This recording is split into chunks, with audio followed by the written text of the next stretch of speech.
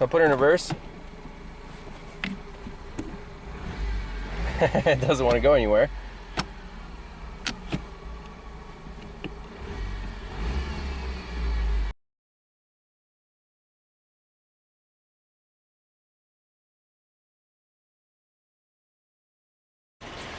All right, back to the Ford Focus.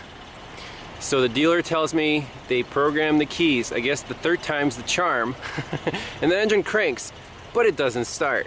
So I basically said, okay, that's all I needed from you guys. Let's see what these keys do. So actually we have 3 keys, and here's key number 1. We got low tire pressure. Transmission's doing weird stuff.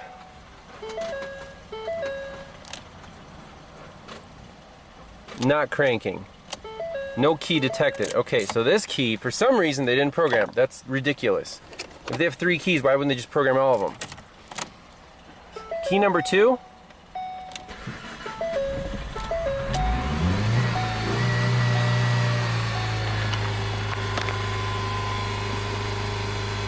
Fires right up. Okay, maybe they didn't put a boost pack on it. Unbelievable. I'm going to shut it down, check the oil level. Let's see if the 3rd key starts it.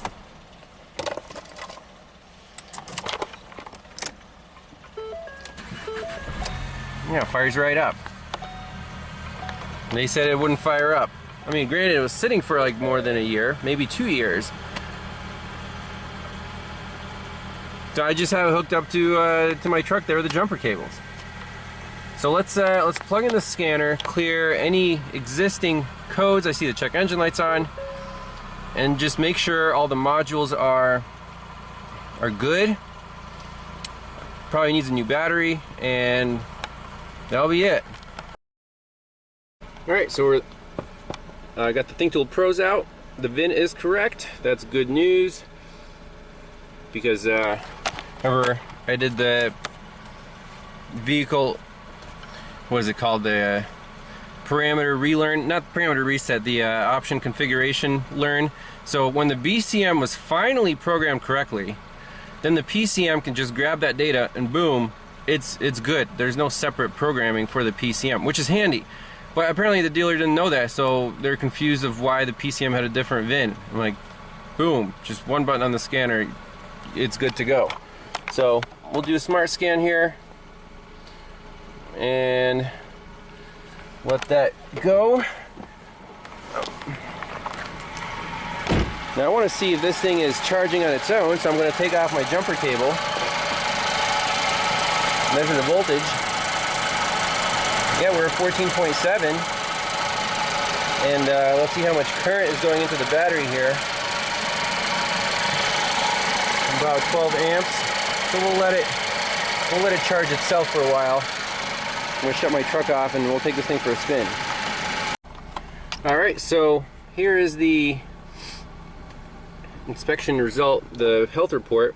So we have Pat's anti-theft system key. That's because I tried to start it with the non-programmed key. Missing communication front controls, don't care about that. Occupant classification system, that's the airbags. Transmission control module. Clutch position sensor B circuit, clutch position sensor B circuit range performance fault, clutch A stuck engaged. Okay, those are new codes, so that might explain why this transmission just clicks and clicks and clicks when you open the door, perhaps. So let's, I want to take it for a test drive, see if maybe something will come back to life. Let's just erase all these trouble codes.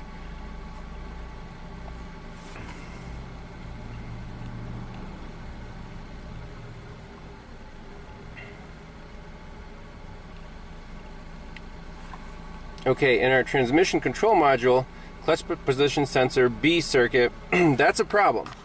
But let's see if it shifts gears. So I'll put it in reverse. It doesn't want to go anywhere.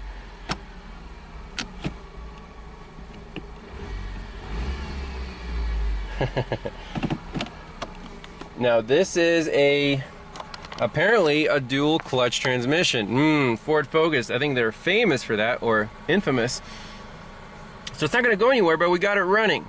So this flood car, as you can see, the customer has been through a lot already, and this is just the tip of the iceberg. He might need a new transmission or a transmission control module, or this position sensor B. I mean, I don't know where it lives. It might be internal to the transmission. However, since we're here, we have to diagnose this fault now. But the car starts and runs.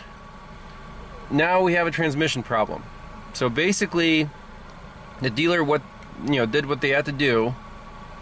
And again, if you're in the customer's shoes, I'd be a little upset. They said it took the technician almost 5 hours to get the programming done, and the technician didn't even know that he was successful. Just last time we came here, and he's like, it just wouldn't take. I spent 5 hours on it. And then I checked, I'm like, well, actually, the BCM looks to be programmed. Then I had to, relearn the PCM. And then I don't know why, they had 3 keys here. They didn't program the keys right away. That's part of the BCM programming. And then they finally got 2 out of 3 keys programmed. So it's like, how many times do I have to keep coming back here? But let's see what this transmission code is all about. Alright, so in the TCM we have 3 trouble codes, and they are this 87A AF. Current DDC fault is currently present. Okay, that's a hard fault sensor B circuit for the clutch position. I guess there's 2 clutches, so clutch B position circuit. Then we have obviously the range performance, same thing, 87B. And then 2872, clutch A stuck engaged, but it says fault previously detected, but monitoring is not completed to determine status. So not worried about this one yet. We're worried about this clutch position B circuit. Now, what can we do in actuation tests? Can we engage clutch A and clutch B? Gear command by output state control. Let's see. Engine must be running. Gear selector and overspeed. Not sure what that is.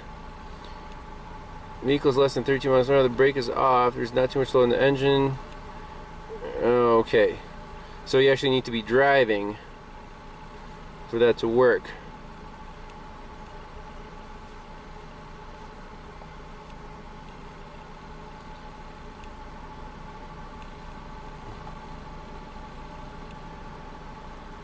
Okay, so it obviously doesn't want to do that.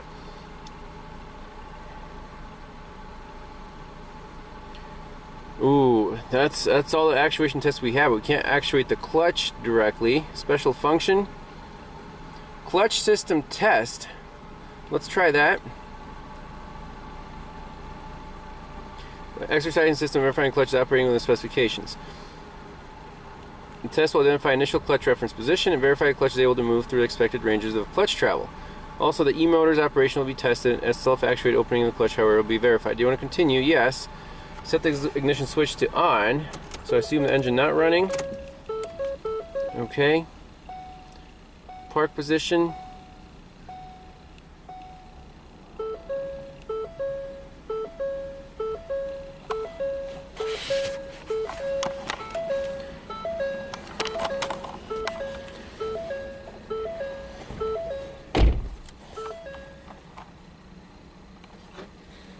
So you heard something click there.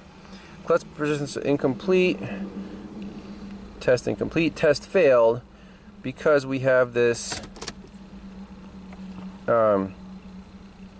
problem with the clutch position sensor. I think that explains why it was click, click, click, click, click. You know, that's not supposed to happen. So we need to look at wiring diagrams, description of that code, and see if this sensor is external to the transmission or internal to the transmission. If it's internal, that's not going to be a good thing. I mean, we can always see the electrical signal and maybe do a kind of a bypass test, because we have sensor A. We can see what that one does, if it's like a 0 to 5 volt or whatever. Well, let's look at live data. There's probably going to be like 200 data PIDs in here. 113 data PIDs. you can hear it trying.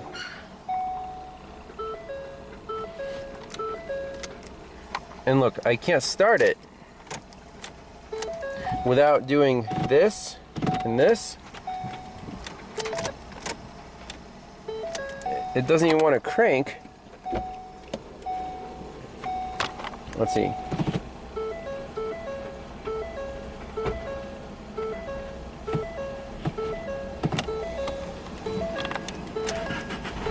Okay, there it goes.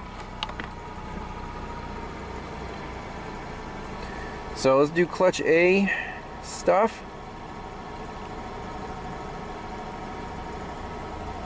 Low confidence and sensed position. This is ridiculous. Wouldn't it be easier just to have a, you know, a third pedal? I mean, more fun too. So a lot of clutch A data PIDs and a lot of clutch B data PIDs. Self-diagnostic procedure, cannot fully open clutch, phase circuit. So half this stuff is to do with the clutch. 32 data PIDs here. Let's see what they are. Clutch A actuator blocked, no error.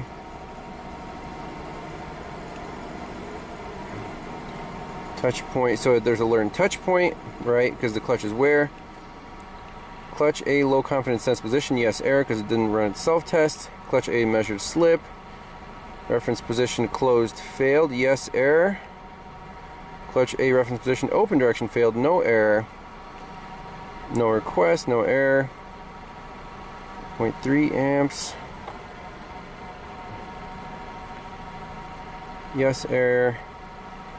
No request, no error. Where's the actual position? I want to see a number. It's just learn touch point. And you get the amps. This is ridiculous. The one data PID that you want is not here. Just like I want clutch position. Clutch spring cannot fully open clutch, so apparently there's a return spring.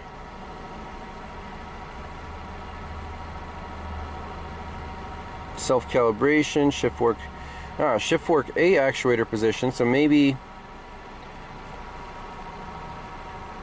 let's try the shift fork. Oh,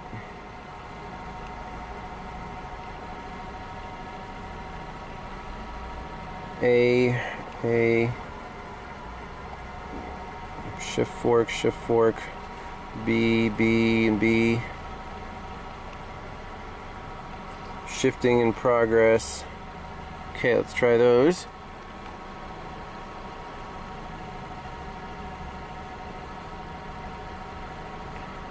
So here we go, shift fork A. So this is the actual, I'm guessing, you know, what you would have on your stick shift. It has its own, it's basically a manual transmission controlled by a module. That sounds terrible. Manual. But the shift fork actually shifts between the gears, and the clutches, there should be a clutch position sensor, like it said, A or B.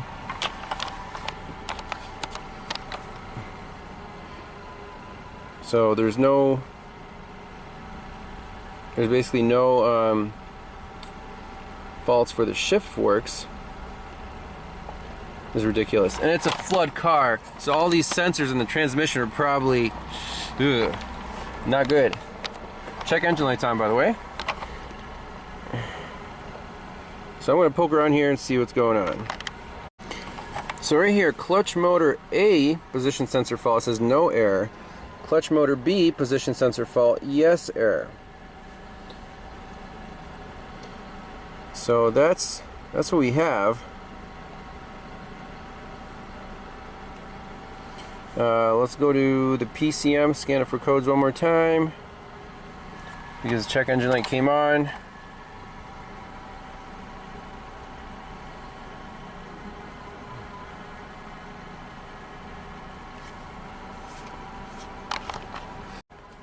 Oh, interesting, no DTCs. So why is the check engine light on?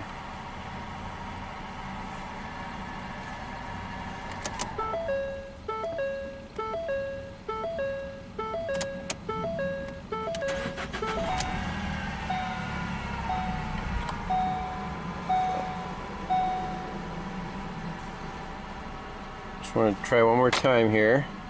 PCM.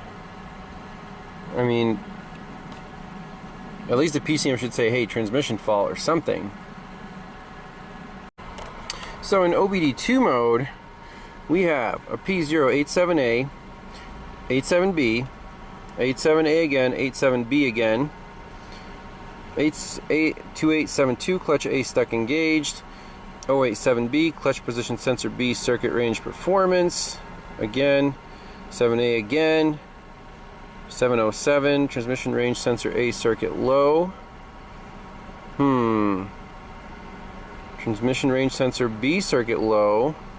Clutch A actuator control circuit open. Clutch position sensor A circuit range performance.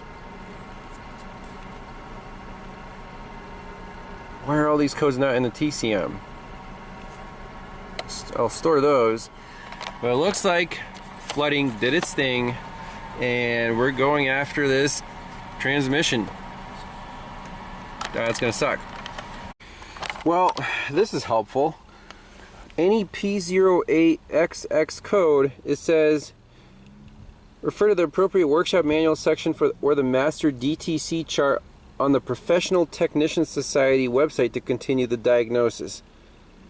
So ALLDATA does not give you the DTC for this. Ford wants you to subscribe to some Professional Technician Society. Well, what are this? Are we just amateurs? Let's look up wiring diagram. Alright, so apparently all the position information is actually coming from this clutch motor 1, clutch motor 2. So 5 volt supply, Hall effect sensor 1, 3, or 2, 3, and 1, and then the 3 phases, so it's a 3-phase motor apparently.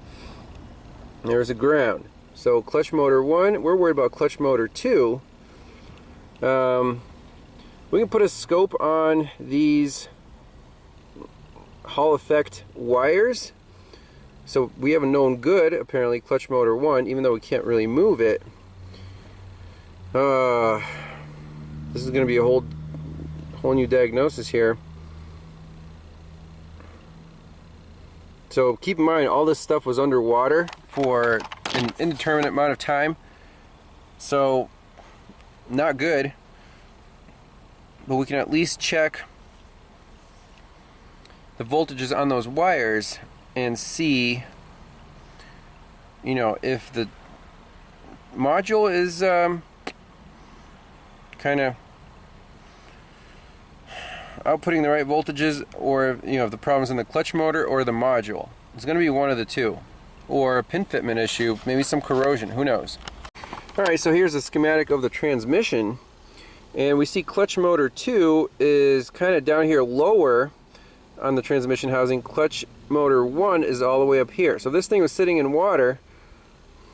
Most likely the clutch motor 2 would be a problem. So we can try to get to this connector, unplug it, see what it looks like, plug it back in, just start with the basics.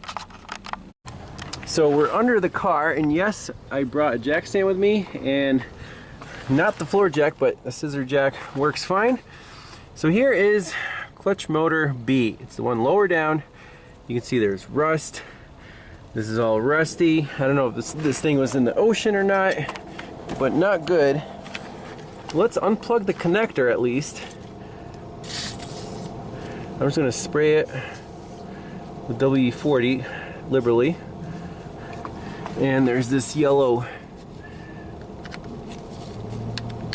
tab. Okay, not too bad. And now, what do we do now? This slides out, and this thing should come out. Oh yeah, there's some green in here for sure. So we have 3 fat wires. Those are probably the 3 phases, and then these are the 5 volt ground and 3 sensor wires.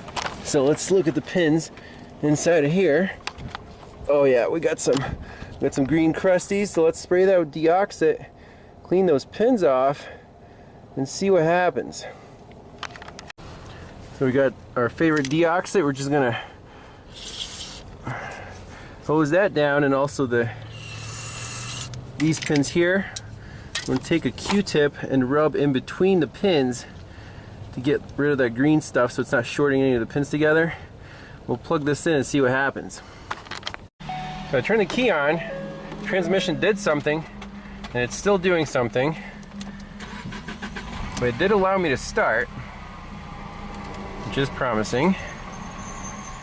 No, I'm still on the jack, remember that. Let's log in back into the scanner and see if this thing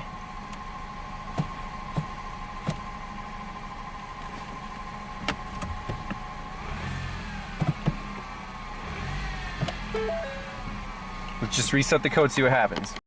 Alright, in the TCM, clear fault memory. Let's see, key off.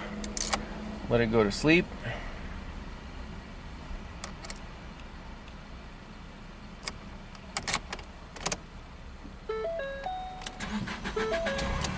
Start it up. Let's read the fault code.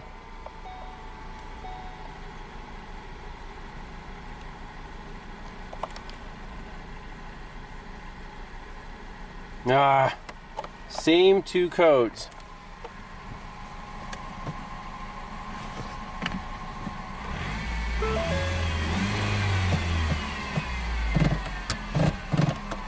So that motor might be junk, or the sensor inside of it might be junk, but we can at least probe at that connector. It's pretty easy to get to now, and see what those signals are.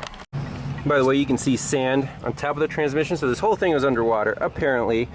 But what I want to do is actually remove this motor. It only looks like 4 screws, and they come out pretty easy. So we can swap them around if the connectors are the same and see what's going on. So some parts may be required. That's not too surprising. Oh yeah. Yeah. So very easy to remove. Let's just swap them around and see what happens. See if the code moves at least. By the way, looking inside that shaft, it looks really, really bad. I mean, this whole thing was underwater.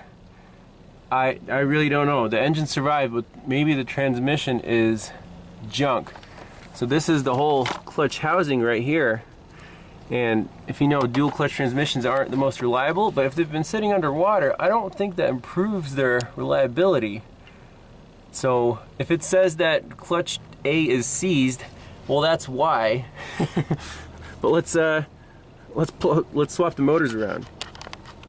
Alright, so I got motor A now from the top plugged into the bottom harness. I just want to see if the code moves to the other side. We could plug in the rusty one, B, into the harness for A, and that way we'll at least not leave that plug hanging, but at least the pins on A, I'll show you, look a lot cleaner. So the connector's all sandy, but at least we didn't find the green crusties on that one. So we plug in B to the top harness, and we'll see what this thing does. I'm not going to install the motors on the transmission. I just want to see if the sensors are good, if the motors spin, or whatever they do. So A and B are swapped. All right, here we go.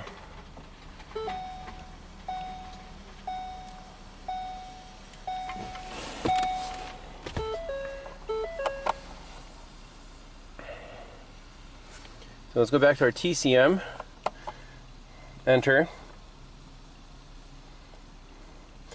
and just clear the codes, turn the key off, turn it back on, see what happens. Clear fault memory, yes. Okay, turn it off.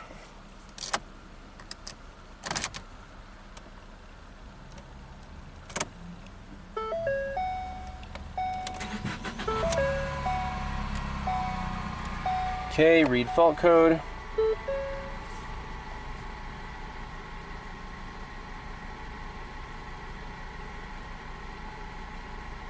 Ooh, clutch position sensor A, circuit range performance. No more circuit codes. That's pretty neat. So we just need one of those new clutch motor actuator. However, we don't know if the internals in the transmission move. So, oh man. So in this case, like, you have to solve one problem, then you move on to the next step and discover, hey, there's more problems. Obviously, it's a flood car, so the owner should be understandable. But this is pretty neat. So we can leave motor A down there since it's good, put a new motor, you know, whatever on top. So we'll see how much it is. We're right at the dealer. Maybe they have one in stock. Who knows? And we'll go from there. All right, so I got a new motor ordered up. It's like $170. And one tip that the Ford tech here gave me is to see if these, if the linkage in there is seized up or not. You can take a T45 socket, put it in here, and turn it counterclockwise and see if we can move this linkage. So I'm going to try that right now. So if you turn your socket sideways a little bit, you can get enough grip on those splines, and it is spring loaded. Now I don't know if that means the clutch is moving or not. Something's happening, and then it, you know, slips and turns back. So I guess the only way to tell is put a new motor on and see if it does its thing. We can check the top one as well.